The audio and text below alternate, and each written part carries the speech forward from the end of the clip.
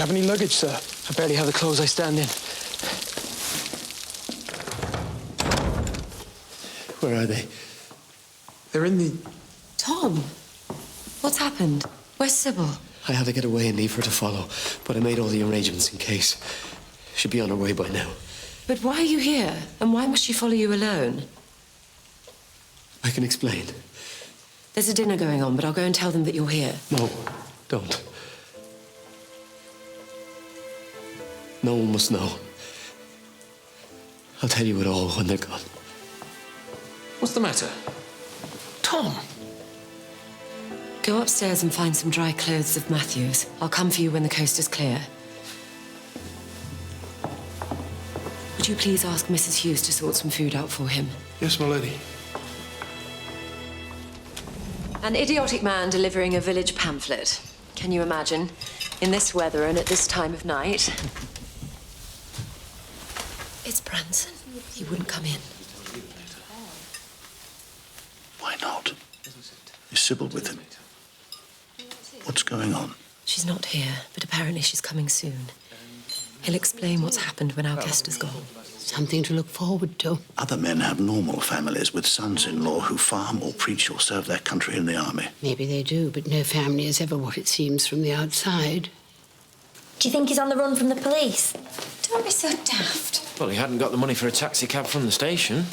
Maybe he fancied the walk. Yes, that's it. I should think he loves a night walk in the pouring rain without a coat. What room is he in? I'll take that, thanks, Daisy.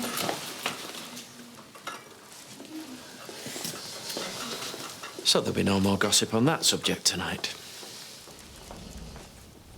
They turned everyone out of the castle.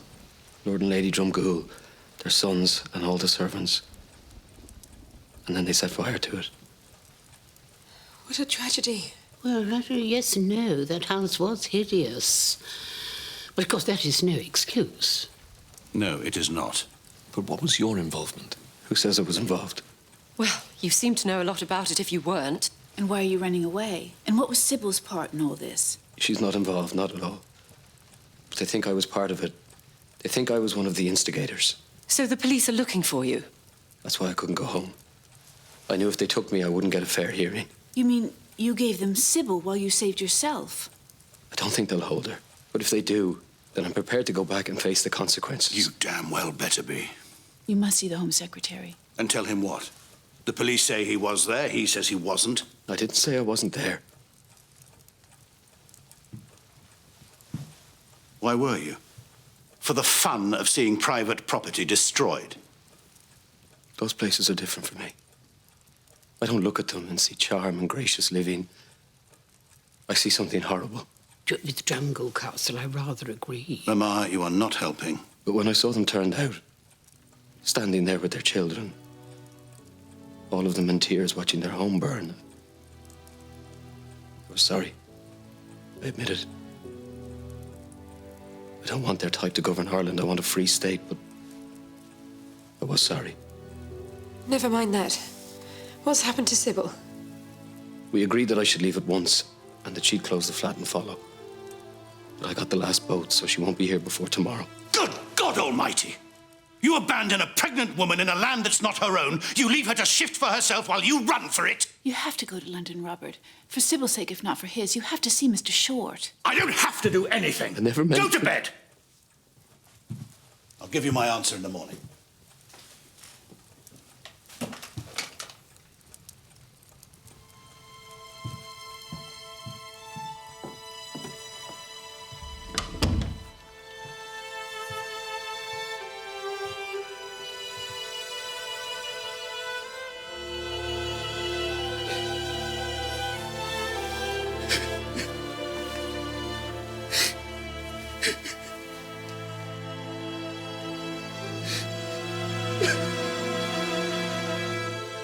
Of course, she married beneath her.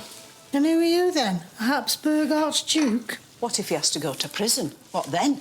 That's quite enough of that, thank you, Miss O'Brien. Bedtime, I think.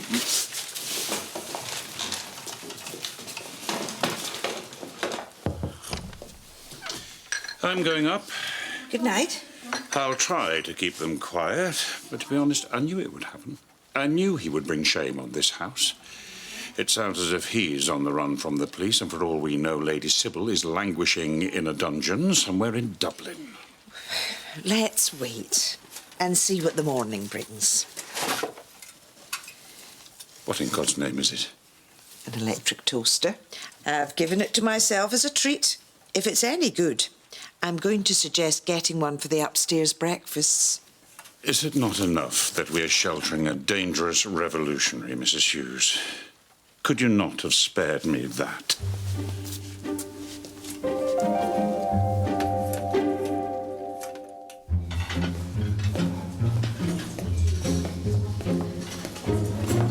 You better have that, kid. Hello?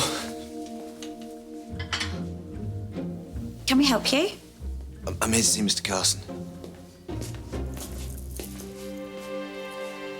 Who's this?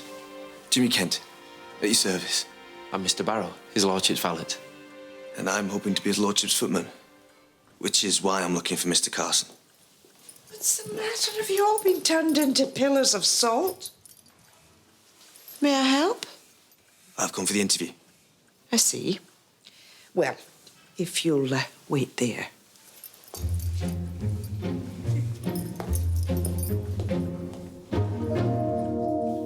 I want to make it quite clear that whatever I do, I am doing it for Sybil and not for you. I find your actions despicable, whatever your beliefs.